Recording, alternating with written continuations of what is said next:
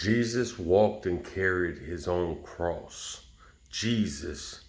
Then he got help from a man. What would we have done? What would we have done if we were there and seen Jesus carrying his own cross? Would we have spit on him? Would we have mocked him? Said, you save others, now save yourself. What would we have done? I just seen a video, somebody saying the hardest walkout ever. Man, the hardest walk out was when Jesus walked with his own cross on his shoulders. Can you picture that?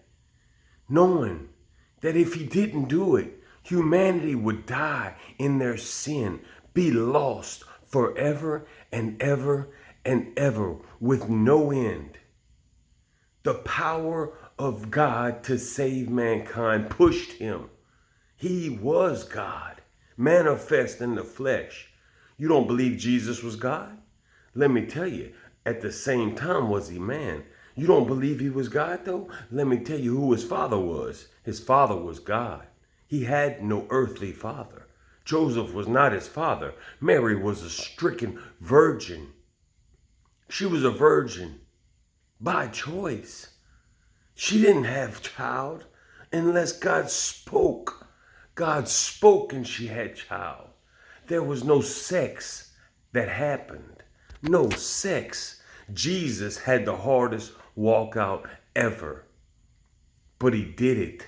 He endured the cross, despising the shame. He bled and died. Before he ever even got on that cross, did he bleed for you? Yes. He bled. He sweated as it was great drops of blood in the Garden of Gethsemane. When he said, Father, if it be, take this cup from me. But if it's no other way, not my will, but your will be done. That's the hardest walkout ever. Jesus carried his own cross, knowing he had to die. A death he didn't deserve.